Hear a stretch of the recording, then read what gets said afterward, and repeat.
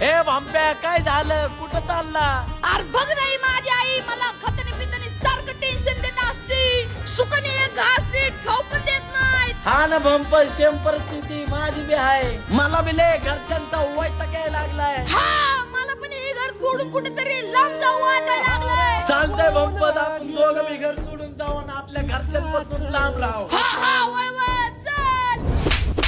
अरे भांपे आणि वळवळ, तुम्ही आज लाखो करोडचं घर घेऊ शकता, पण त्यात आईने शेणाने सारवलेले घराचं समाधान तुम्हाला मिळेल का? अरे आज ही तुम्ही इसी मध्ये झोपू शकता, पण आईने शिवलेले त्या गोदडी सारखी शांत झोप तुम्हाला लागल का? अरे महागड्या हॉटेल मध्ये तुम्ही काय बी खाऊ शकता, पण आईने चुलीवर भाजलेल्या भाकरी सारखं ते लागल का? अरे आपल्याकडनं छोट्या मोठ्या चुका होतच राहतात, पण आई जसं उलटण्याने मारायची, आता तसं कोण मारल का? अरे आई सारखं